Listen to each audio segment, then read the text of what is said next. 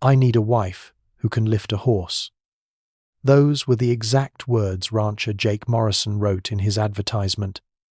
never imagining anyone would take him literally. When the 7-foot Apache woman stepped off that dusty stagecoach, her massive frame casting shadows across the entire platform, Jake took one look at her towering presence and collapsed face first into the dirt. The townspeople gasped. She simply smiled, reached down with one hand, and effortlessly lifted his unconscious body like he weighed nothing at all. Jake's eyes fluttered open to find himself staring at a ceiling that seemed somehow lower than he remembered, the familiar wooden beams of his ranch house appearing diminished in scale. A gentle hand the size of a dinner plate rested against his forehead, checking for fever with the practiced care of someone accustomed to tending the injured. He turned his head slowly, his vision clearing to reveal the woman from the stagecoach sitting beside his bed on a chair that creaked ominously under her weight. She was even more imposing up close, her 7-foot frame filling the entire corner of his bedroom. Yet her movements possessed an unexpected grace as she reached for a cool cloth. Her skin was the color of burnished copper, her long black hair braided with small turquoise beads that caught the afternoon sunlight streaming through his windows. When she spoke, her voice carried the measured cadence of someone who chose words carefully, each syllable deliberate and meaningful. "I am Ayanna," she said, "and I traveled 300 miles to answer your advertisement because you asked for strength, not delicacy." The simple statement hung in the air between them. Neither accusation nor apology, just fact delivered with quiet dignity. Jake felt his face burn with embarrassment as he struggled to sit up, his tongue thick with shame and confusion. "Ma'am, I never expected. I didn't think anyone would actually," he stammered, his usual confidence as a successful rancher evaporating under her steady gaze. She rose from the chair with fluid motion despite her massive frame, moving to the window where sunlight outlined her silhouette like some ancient warrior goddess. The room that had always felt spacious now seemed cramped around her presence, every piece of furniture suddenly appearing child-sized in comparison. "You wrote those exact words in your letter," she continued, turning back to face him with eyes that held no anger, only a calm assessment that made him feel simultaneously judged and protected. "I do not answer advertisements seeking decoration or companionship built on weakness." Jake watched as she moved around his bedroom with surprising delicacy, straightening items that had been knocked over during his collapse, her enormous hands handling his possessions with the care of someone who understood that strength without control was merely destruction. The afternoon light painted everything golden, transforming this awkward encounter into something that felt almost sacred,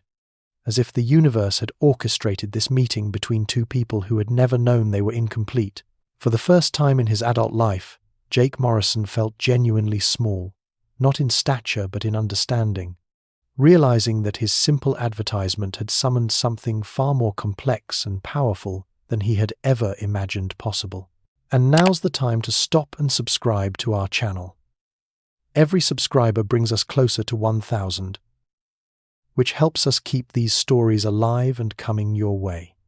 If you enjoyed this video, don't forget to like it and drop a comment telling us where you're watching from. It's always amazing to see how far these tales travel across the world. Now, let's continue. The dusty main street of Clearwater fell unnaturally silent as Jake's wagon rolled to a stop outside Peterson's general store, the usual chatter of afternoon commerce dying like a snuffed candle when Ayanna stepped down from the buckboard.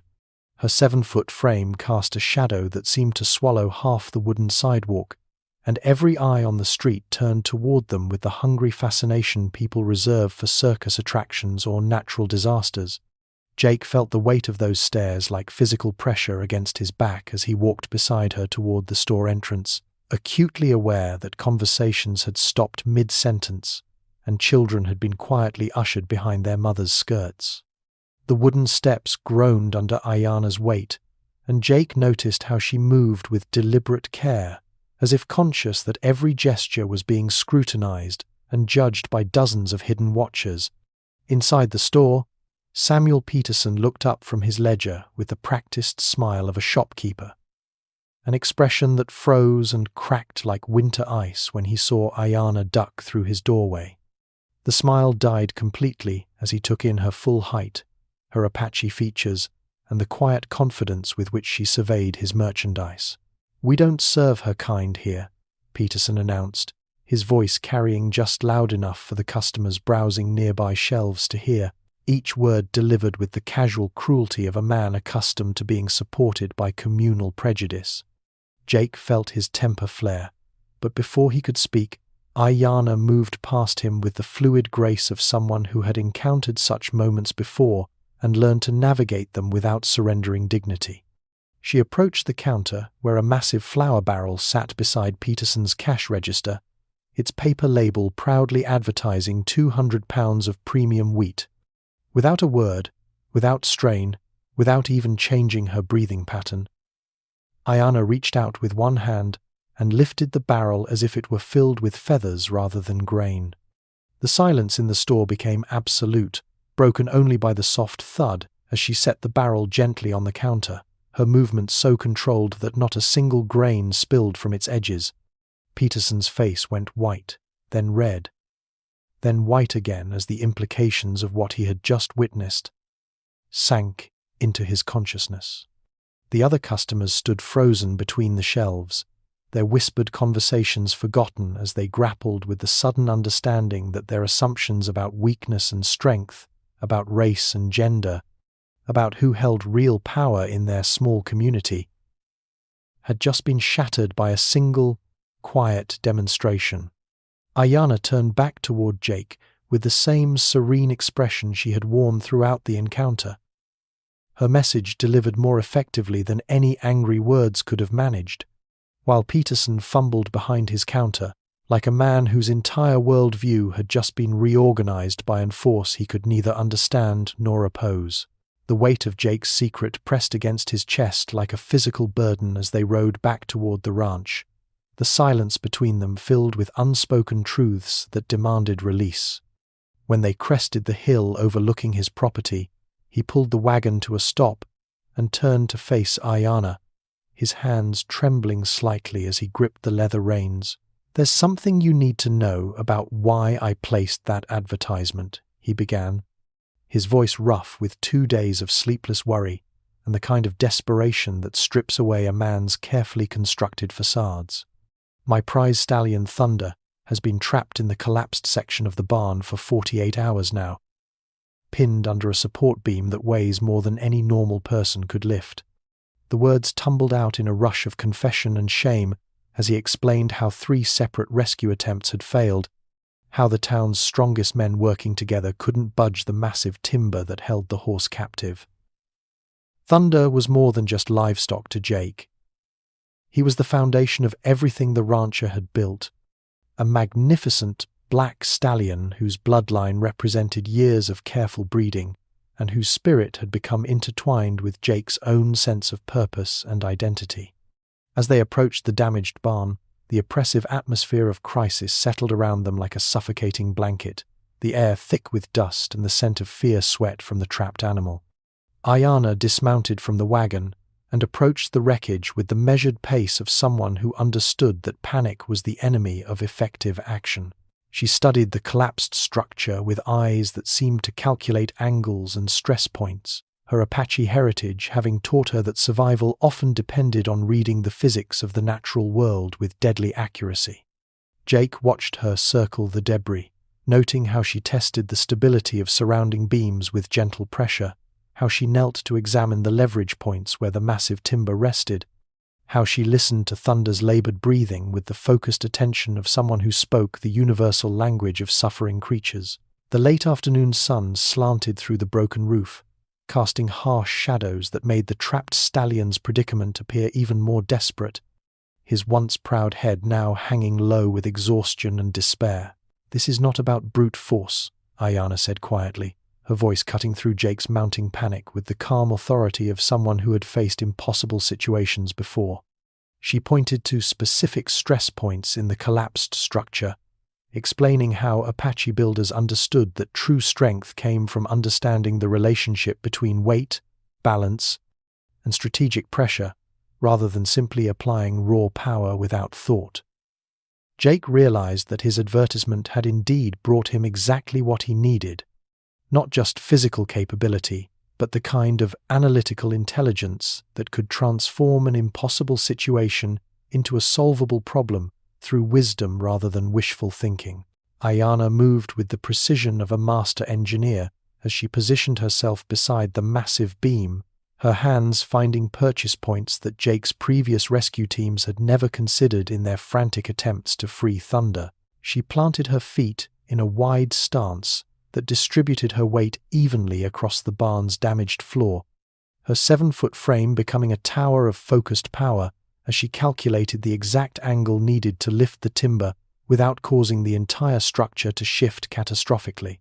Jake held his breath as she wrapped her enormous hands around the beam, feeling the rough wood test her grip while she adjusted her position one final time, every movement deliberate and controlled, like a ritual being performed in some ancient temple.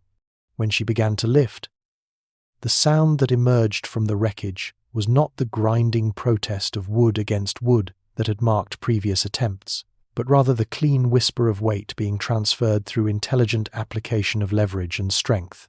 The beam rose slowly, steadily, with an inexorable power that seemed to bend physics to her will, creating just enough space for Jake to slip underneath and begin coaxing Thunder toward freedom. The stallion's eyes, clouded with pain and exhaustion, suddenly cleared as he recognized the possibility of escape, his powerful muscles trembling with the effort to rise after 2 days of imprisonment. Jake expected the horse to bolt the moment he was clear of the debris, to flee in terror from the massive woman whose presence had initially terrified his own human sensibilities, but instead, Thunder did something that stopped Jake's heart. The stallion turned toward Ayana with the slow, deliberate movement of an animal making a conscious choice, and gently pressed his great head against her massive hands in a gesture of gratitude and recognition that transcended species boundaries. In that moment, Jake witnessed something that shattered every assumption he had ever made about strength, character, and the mysterious connections that bind living creatures together in understanding that goes beyond words or appearances. The damaged barn became transformed around them, dust motes dancing in the late afternoon sunlight like golden spirits celebrating this communion between human and animal, while Jake realized he was watching not just a rescue, but a revelation of authentic character that could not be faked or forced. Thunder continued to nuzzle against Ayana's hands with the trust that animals reserve for souls they recognize as genuine, his powerful body relaxing for the first time in days as he found comfort in the presence of someone whose strength came not from dominance, but from a deep understanding of responsibility and care. Jake felt tears sting his eyes as he understood that his desperate advertisement had brought him something infinitely more valuable than physical capability. It had delivered a person whose character was as magnificent as her stature. Someone who possessed that rare combination of power and gentleness that marked the truly strong. The news arrived with Tommy Henderson's frantic ride into town just as the sun began its descent behind the western mountains, his lathered horse and wild-eyed expression drawing concerned neighbors from their evening chores to gather around the exhausted boy. Marcus Whitfield's men had delivered their ultimatum that morning. Tommy gasped between ragged breaths, giving the Henderson family 72 hours to vacate their homestead or face consequences that everyone understood without needing explicit details. Jake felt his blood turn cold as the implications settled over the growing crowd like a funeral shroud, because the Henderson farm was not an isolated target, but rather the latest move in Whitfield's systematic campaign to control every piece of valuable land in the valley through a combination of legal manipulation and barely concealed threats. The saloon that evening became a wake for dreams and hopes that were dying before their eyes, filled with the hushed conversations of families who had worked their entire lives to build something meaningful, only to watch it slip away under the relentless pressure of a man who treated human lives like chess pieces to be moved or removed according to his grand strategy. Jake sat with Ayana in a corner booth, watching good people pack their most precious belongings into wagons, while their children asked questions that had no satisfactory answers. The entire community gripped by the helpless feeling that comes when ordinary citizens face power they cannot match through conventional means. Whitfield had been methodically acquiring properties for months. Jake explained to Ayanna in low tones, using a combination of economic pressure, legal technicalities, and the kind of intimidation that stopped just short of outright violence, but left no doubt about the consequences of resistance. The wealthy land baron employed a crew of men whose job descriptions never appeared on any official paperwork, but whose presence at property disputes had a remarkably effective track record of convincing reluctant sellers to reconsider their positions. Families who had invested everything in their small ranches found themselves facing impossible choices between financial ruin and physical safety, while local law enforcement seemed mysteriously unable to find evidence of any wrongdoing despite the obvious pattern of coercion that was destroying the community one farm at a time. Ayanna listened to these explanations with the focused attention of someone who understood that injustice was not a natural disaster to be endured, but rather a human problem that required human solutions, her dark eyes reflecting the firelight from the saloon's oil lamps as she absorbed the full scope of Whitfield's systematic cruelty. The atmosphere in the room grew heavier with each whispered story of families forced to abandon their dreams, of children torn away from the only homes they had ever known,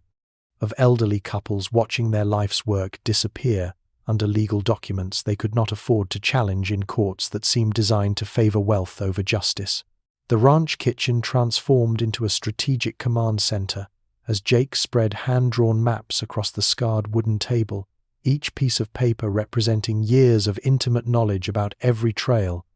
water source, and hidden approach that connected the scattered homesteads of their threatened community. Ayanna studied the crude cartography with the analytical eye of someone whose ancestors had survived by understanding terrain as both ally and enemy, her finger tracing the natural boundaries that Whitfield would need to control if his grand scheme was to succeed completely. Jake found himself genuinely surprised by the tactical sophistication of her questions as she probed the relationships between property lines, water rights, and the railroad access that made certain parcels infinitely more valuable than others. The Apache do not think in terms of individual battles, she explained while repositioning the salt and pepper shakers to represent key geographic features, but rather in campaigns that unfold over seasons and years, each action designed to create advantages that compound over time rather than seeking immediate decisive victories. Jake nodded as understanding dawned, realizing that Whitfield's seemingly random acquisitions formed a coherent pattern when viewed from the perspective of someone trained to see long-term strategic objectives rather than isolated incidents of intimidation and greed. They worked late into the night by lamplight, their initial awkwardness dissolving into the comfortable rhythm of two minds engaged in serious problem-solving, with Jake contributing his detailed knowledge of local politics, legal precedents, and the personal histories that might provide leverage against their opponent. Ayanna's contributions revealed an understanding of human psychology that went far beyond physical intimidation, as she outlined approaches that would force Whitfield to reveal his true methods while positioning the Henderson family in a place of strength rather than victimhood. The formality that had characterized their earlier interactions gradually gave way to the direct communication style of partners who trusted each other's competence, with Jake finding himself speaking to her not as an exotic curiosity, but as an equal whose insights were essential to their shared mission. She suggested using Whitfield's own assumptions about Apache people as a weapon against him, allowing his prejudices to blind him to strategies he would never expect from someone he considered primitive and predictable. Jake countered with observations about the land baron's political connections and the careful balance of power that kept local law enforcement from interfering with his operations, sketching out the web of obligations and favors that protected Whitfield from conventional legal challenges. As dawn approached, they had developed a multi-layered plan that addressed not only the immediate threat to the Henderson farm but also the larger pattern of exploitation that was destroying their entire community, their strategy combining Jake's insider knowledge with Ayanna's understanding of psychological warfare and strategic patience. The five riders approached the Henderson homestead with the casual arrogance of men accustomed to intimidating families into submission, their horses kicking up dust clouds that announced their arrival like a declaration of war against everything decent and hopeful in the valley. Marcus Whitfield's enforcers had perfected their routine over months of successful operations, riding in formation with weapons visible but not drawn, their very presence designed to communicate the futility of resistance without crossing legal lines that might invite unwanted scrutiny from distant authorities. They expected to find Mary Henderson clutching her children while her husband stood helplessly in the doorway, already defeated by the knowledge that ordinary people could not stand against organized cruelty backed by unlimited financial resources. Instead, as they crested the small hill that overlooked the Henderson property, they encountered something that made their horses shy and their confidence evaporate like morning dew under a harsh Sunday. Ayanna stood motionless beside the split-rail fence that marked the property boundary, her 7-foot frame silhouetted against the orange and purple sky of approaching sunset, casting a shadow that seemed to stretch across the entire homestead, like a protective barrier between the family and their tormentors. The lead enforcer, a scarred man named Dutch, who had built his reputation on the ability to make grown men weep with fear, felt his throat go dry as he took in the full magnitude of the figure, waiting for them with the patient stillness of a mountain that has watched civilizations rise and fall. His horse danced nervously beneath him, sensing something in the air that spoke to ancient instincts about predators and prey, about the difference between those who threatened and those who simply existed as forces of nature too vast to challenge. Dutch attempted to salvage his authority by spurring his mount forward and raising his voice in the threatening tone that had served him so well in previous encounters, but his words died in his throat when Ayanna moved with fluid grace to the rear of their supply wagon.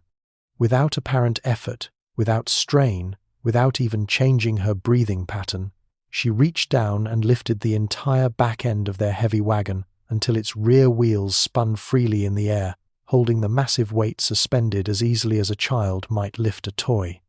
The horses reared and whinnied in terror, while the 5 men sat frozen in their saddles, their minds struggling to process what their eyes were reporting about the casual display of power that rendered their weapons, their numbers, and their reputation completely meaningless. Some people prefer peaceful solutions, Ayanna said in the same measured tone she might use to comment on the weather, her voice carrying clearly across the evening air while she continued to hold their wagon aloft, demonstrating that true strength lay not in the capacity for violence, but in the choice to exercise restraint even when holding overwhelming advantage. Marcus Whitfield arrived in Clearwater 3 days later with an entourage that transformed the sleepy town into an armed camp, his polished black carriage flanked by a dozen hired guns, whose very presence announced that subtlety had been abandoned in favor of open intimidation. The wealthy land baron stepped onto the courthouse, steps with the calculated arrogance of a man who had purchased judges, sheriffs, and politicians across 3 counties, his expensive suit and gold watch chain gleaming in the afternoon sunlight like symbols of a power that considered itself beyond challenge or consequence. Word of his arrival spread through the community like wildfire, drawing every remaining family to the town square, where they gathered with the nervous energy of people watching their fate being decided by forces completely beyond their control. Whitfield's plan, as he outlined it to the assembled crowd, with the casual cruelty of someone announcing a change in weather, extended far beyond the individual homesteads he had been systematically acquiring through intimidation and legal manipulation. His true objective was nothing less than complete control of the valley's water rights and the railroad access that would transform the entire region into his personal empire, with every surviving family reduced to the status of tenant farmers working land they had once owned. When Ayana appeared on the courthouse steps, moving through the crowd with the serene confidence that had become her trademark, Whitfield's expression shifted from smug satisfaction to something approaching genuine surprise, as if he had not expected his carefully orchestrated display of dominance to be interrupted by anyone, let alone a 7-foot Apache woman whose presence seemed to alter the very atmosphere around her. "You must be the savage I've been hearing about," he sneered, his voice carrying the practiced venom of someone who had learned to use hatred as a tool of control, each racial slur delivered with the precision of a man who understood that language could wound as effectively as any weapon. The gathered townspeople held their breath as they witnessed this confrontation between everything old and corrupt in their world, facing something new and incorruptible, the setting sun casting long shadows across the courthouse steps as two very different concepts of power prepared to test themselves against each other. Ayana's response came not in anger but in the measured tones of someone who had encountered such hatred before and learned to treat it as evidence of weakness rather than strength, her words cutting through his bluster like a blade through paper, as she explained that men who built their authority on fear inevitably discovered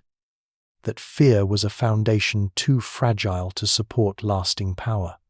"The consequences of your actions are approaching," she said simply, her voice carrying across the square with the quiet authority of someone announcing an inevitable natural law rather than making a threat, while Whitfield's face flushed red with the rage of a tyrant discovering that his carefully constructed image of invincibility had just been challenged by someone who refused to be intimidated by wealth, weapons, or the color of his skin. The moment of revelation arrived, with the dusty thunder of approaching hoofbeats, as a delegation of Apache riders crested the hill overlooking Clearwater, their presence transforming the courthouse square into a stage where decades of assumptions about power, legitimacy, and justice would be tested against the harsh light of truth. At their head rode an elderly man whose bearing commanded instant respect from both white settlers and Apache warriors alike, his weathered face marked by the kind of quiet dignity that comes from leading people through impossible circumstances with wisdom rather than force. Whitfield's confident sneer faltered as the riders approached, his hired guns shifting nervously in their saddles as they realized their weapons meant nothing in the face of legitimate authority that had existed in this valley long before the first white settler had driven stakes into soil that belonged to others. The elderly Apache chief dismounted with the fluid grace of someone who had never needed to prove his strength through displays of dominance, walking directly to where Ayana stood on the courthouse steps, with an expression that revealed nothing and everything simultaneously. "My daughter," he said in English, clear enough for every gathered witness to understand, "has been patient with your ignorance, but the time for patience has ended." The words hit Whitfield like physical blows as the implications crashed over him in waves of dawning horror, each revelation destroying another pillar of the empire. He had thought himself so clever to construct through intimidation and legal manipulation. Ayana was not simply a mail-order bride with unusual physical capabilities, but rather the daughter of Chief Running Wolf, whose treaty rights to the mineral deposits beneath Whitfield's supposedly conquered territory had been carefully documented in federal courts that recognized native sovereignty over resources that predated any white man's claim to ownership. The legal papers that Ayana produced from her saddlebags were not crude forgeries or desperate fabrications, but rather official documents bearing the seals of judges whose authority even Whitfield's purchased politicians could not challenge, each signature representing a foundation of legitimate power that rendered his carefully constructed schemes worthless as dust. The gathered townspeople watched in stunned silence as the truth unfolded before them like a magnificent tapestry, seeing how every element of Whitfield's plan had been built upon assumptions that crumbled the moment they encountered authentic authority, rather than the manufactured dominance he had mistaken for true power. His hired guns began backing away as they realized their employer could no longer pay them with land he did not actually control, while the families he had terrorized into abandoning their homes began to understand that justice had arrived not through violence or revenge, but through the simple application of law that recognized rights older and more legitimate than any document in Whitfield's possession. The land baron's face went ashen as he comprehended that his empire was collapsing not because he had been overpowered, but because he had never possessed real power at all, only the illusion of control that evaporated when confronted by someone whose authority came from sources deeper than fear, greed, or the temporary advantages of wealth and corruption. Jake stood at the edge of his rebuilt barn 6 months later, watching Ayana guide a young Henderson boy through the proper technique for lifting heavy feed sacks, her enormous hands demonstrating how leverage and patience could accomplish what brute force never could. The ranch had transformed into something neither of them had originally envisioned, becoming a sanctuary where families driven from their land by Whitfield's now defunct schemes could find temporary shelter while rebuilding their lives on foundations more solid than fear or desperation. The advertisement that had brought them together seemed like an artifact from another lifetime, its crude request for physical strength now revealed as the fumbling attempt of a man who had not understood what he truly needed until the universe delivered exactly what his community required rather than what his limited imagination had requested. Ayana had chosen to remain not as the mail-order bride his desperate circumstances had demanded, but as his equal partner in creating something meaningful that extended far beyond their personal relationship into a demonstration of what became possible when people chose cooperation over competition, wisdom over force, and justice over convenience. Their partnership had evolved through shared purpose, rather than romantic convention,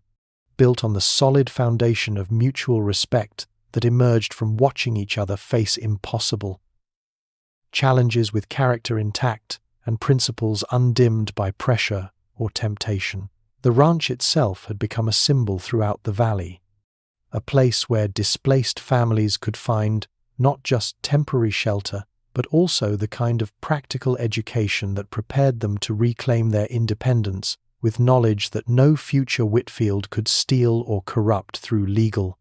manipulation or economic pressure. Children who had watched their parents cower before hired guns now learned from Ayana that true strength came from understanding your own worth and refusing to surrender your dignity to anyone who mistook cruelty for power or wealth. Wisdom. Jake realized that his original advertisement had been answered not by chance but by the kind of cosmic justice that responds to genuine need with solutions more profound than the person making the request could possibly imagine or deserve. The Henderson boy successfully lifted his first 100-pound sack and beamed with pride that had nothing to do with physical accomplishment and everything to do with discovering capabilities he had never known he possessed, while other children watched and waited their turn to learn that strength was not something you were born with, but something you developed through practice, patience, and the guidance of someone who understood that power without character was merely violence waiting for an excuse.